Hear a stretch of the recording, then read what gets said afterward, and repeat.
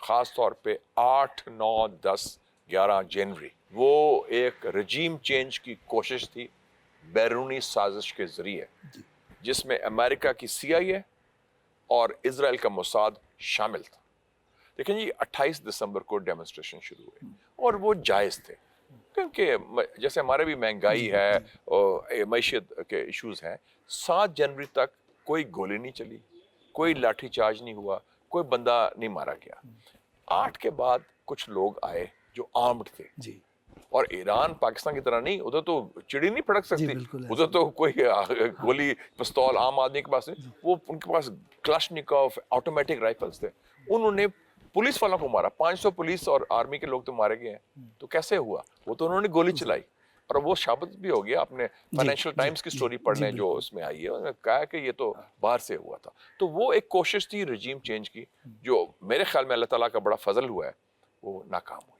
और ट्रंप को भी हमला रोकने से ये ख़ास तौर पे तुर्की के सदर रजब तैयब एर्दोगान, सऊदी अरेबिया की लीडरशिप मोहम्मद बिन सलमान, कतर, मिस्र, इन्होंने कहा कि जनाब ये तो तबाही हो जाएगी, क्योंकि अब अरब ममालिक में एक बड़ी तब्दीली आई है। उनमें वाज़ेह मौक़िफ़ है कि हमारा सबसे बड़ा दुश्मन इज़राइल है, ईरान नहीं।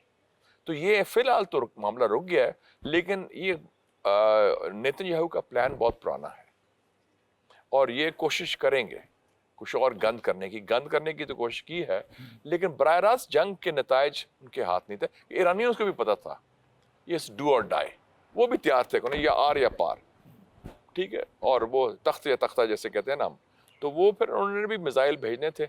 और अगर अमेरिका की कैजुअल्टीज हो जाती, उन्होंने कहा था कि अगर अमेरिका ने हमला किया तो हम अमरीकी तनसीबात जो उस खत्ते में है, इस वक्त 20 अमेरिकन बेसिस हैं मशरकी वस्ता में ईरान के इर्द गिर्द, कोई 30 से 40 हज़ार अमेरिकन फौज है, किश्तियां हैं, बेसिस हैं, तो वो तो फिर हिट होने थे। तो सर अभी वक्ती तौर पे जैसे ट्रंप ने कहा कि हम अभी हमला नहीं कर रहे हैं क्योंकि वहाँ पे हालात बेहतर हो गए हैं, क्या ट्रंप की कमिटमेंट पे वादे पर एतबार किया जा सकता है कि जब सूरत हाल ये भी हो कि इर्द गिर्द नेटो की जो मूवमेंट है, नेटो आर्म फोर्सेस की, वो भी चल रही हो, अमेरिकी बहरी बेड़ा जो है वो भी करीब आ रहा हो, तो इस सूरत हाल में क्या कोई ये देर पा अमन वहाँ पे हो सकता है?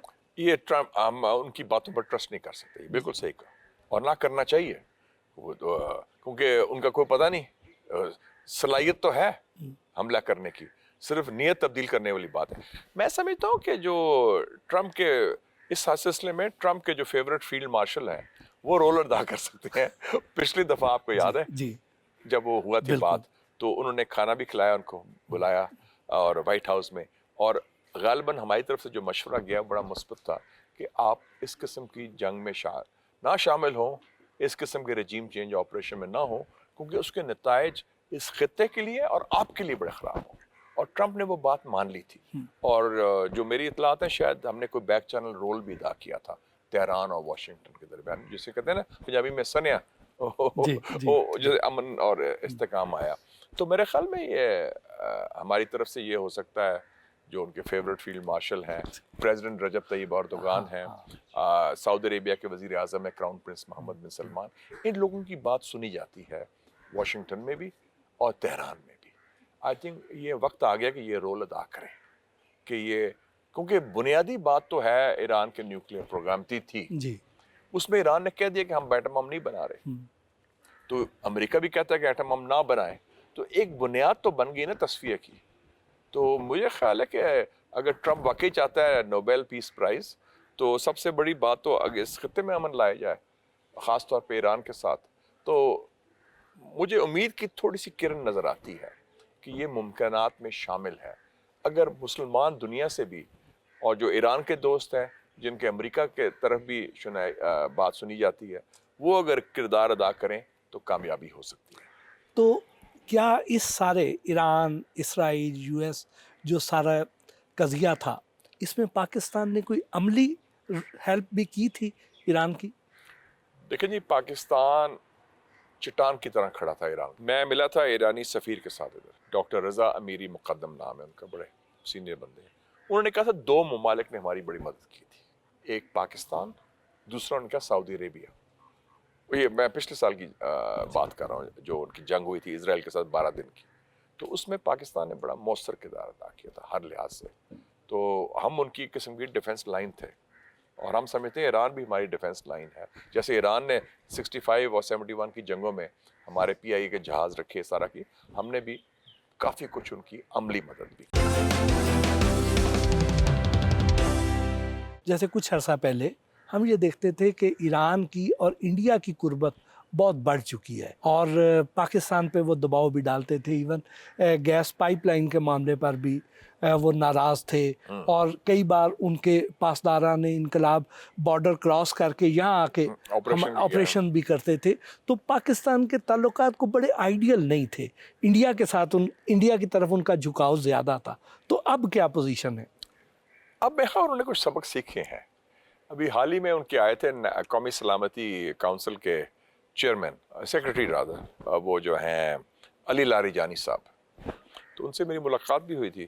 تو میں نے کہا کہ آپ کو سمجھ آ گئی ہے کہ آپ کا دوست کون ہے اور آپ کا دشمن کون ہے؟ کہتے اب ہمیں سمجھ آ گئی ہے, کیونکہ اسرائیلی جارحیت کا صرف ایک ملک نے ساتھ دیا اوپنلی اس خطے میں, وہ انڈیا تھا. اور انڈین جارحیت جو پاکستان کے خلاف تھی اس کا صرف ایک ملک نے ساتھ دیا, وہ اسرائیل. تو میں نے کہا کہ یہ تو آپ کو بڑا واضح ہو گیا. اب ایرانیوں کو سمجھ آ گئی, اور اس لیے ایرانی پارلیمنٹ میں کیا کہا, تشکر پاکستان, تشکر پاکستان. ویسے نہیں نعرے مارے رہے, اس کی بڑی ٹھوس وجوہات تھی اور اس میں پختہ اقدامات تھے ہماری طرف سے. پاکستان اور سعودیہ کا جو ڈیفنس معاہدہ, اس کے کیا فوائد ہیں اور کیا اس میں اس کے مضمرات ہو سکتے؟ دیکھیں جی, اللہ تعالیٰ کے فضل سے اس وقت پاکستان کی پوزیشن کیا ہوئی کہ ایک تو ہم نے شکست دی اس ملک کو جو کہتے ہیں نا, پنجابی میں کہتے ہیں ایک پلوان تیار کر رہا تھا امریکہ کہ جی یہ مقابلہ کرے گا چین کا.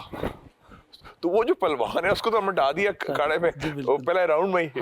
جو ہم چھوٹا سا ملک ہے وہ ہم سے تو کتنے گزرا, تو وہ جو اس کا ہندوستان کی تو پھوک نکل گئی اس میں.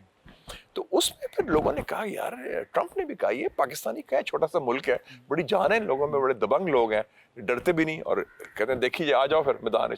تو اس سے یہ ہوا کہ ایک ساتھ ہی ساتھ جب یہ واقعہ ہم نے ہندوستان کے ساتھ جو چپکلش ہوئی مئی میں, اس کے بعد آپ نے دیکھا کہ قطر پر حملہ ہوا اسرائیل کا. امریکہ جو اس کا حلیف تھا نہیں روکا, حالانکہ امریکی اڈا بھی ادھر ہے. اس کا مطلب امریکہ نے آنکھ ماری تھی, اس الودید بیس ہے, 10,000 امریکی بچے. تو انہوں نے کہا کہ یار یہ امریکہ تو اعتماد نہیں کر سکتے, کون سا ملک ہے ہمارا جس پر ہم. تو پاکستان پر نظر پڑی, اور پاکستان کا ایک ماضی میں ایک کردار رہا ہے بڑا امپورٹنٹ. دو باتیں میں بڑی صاحب آپ کو, آپ کے لوگ بھی انٹرسٹڈ ہوں گے جو ویورز ہیں. ایک تو یہ کہ ہمارا سعودی عربیہ سے 1982 کا ایگریمنٹ ہے جنرل ضیاء الحق صاحب کے زمانے میں, اور ہماری فوج بھی اسٹیشن رہی ہے 1983 سے 1987 تک. ایک بریگیڈ تھا, اور بریگیڈ کمانڈر تھا ایک بریگیڈیئر جہانگیر کرامت. ٹھیک ہے جی. پھر 1991 میں جب وہ جنگ ہوئی صدام حسین کے ساتھ, ہم نے فوج بھیجی اپنی. سو ہمارا ایک پرانا معاہدہ بھی چل رہا تھا, اور ایک اعتماد کا رشتہ ہے سعودی عربیہ کے ساتھ. دوسرا, مشرقی وسطیٰ میں جب گڑبڑ ہوئی ہے, 2 جنگیں ہوئی ہیں اسرائیل کے ساتھ. 1967 field marshal Ayub Khan president تھے, ہمارے پائلٹس نے اسرائیلی ایئر فورس کا مقابلہ کیا, اردن کی ایئر فورس کی طرف سے اور عراقی ایئر فورس کی. اس کو تھا گروپ کیپٹن سیف الاعظم. پھر 1973 میں ذوالفقار علی بھٹو صاحب پرائم منسٹر تھے. پھر ہم نے جب جنگ ہوئی اسرائیل کی, بھٹو صاحب نے پائلٹس بھیجے, ابھی تو وہ زندہ ہیں, مجھے ملتے بھی رہتے ہیں, گروپ کیپٹن ستار الوی صاحب, اور انہوں نے Syrian air force, Egyptian air force کی طرف سے. تو ہم تو جنگوں میں شریک ہوئے ہیں, واحد نان عرب ملک ہے. تو ہمارا ایک کردار سلامتی کے حوالے سے, ان کے حفاظت کے حوالے سے نہ صرف جنوبی ایشیا میں ہے بلکہ عرب دنیا میں بھی ہے. تو یہ کوئی انوکھی بات نہیں ہے. اب ان کو سعودی عربیہ کو بھی احساس ہوا کہ یار پاکستان تو ہم ہمارا دوست بھی ہے, ہمارا حلیف بھی ہے, بھائی بھی ہے, تو ان پر ہم اعتماد کر سکتے ہیں. اور وہ اعتماد کے رشتے کا اظہار ہوا کہ ڈیفنس پیکٹ ہوا, اور اچھی بات ہے کہ اور لوگ بھی اس میں کر رہے ہیں. اور یہ پہلا مسلمان دنیا کا ڈیفنس پیکٹ ہے آپس میں. نارملی ہم ڈیفنس پیکٹ کرتے ہیں امریکہ کے ساتھ, یا وہ کرتے ہیں برطانیہ کے ساتھ,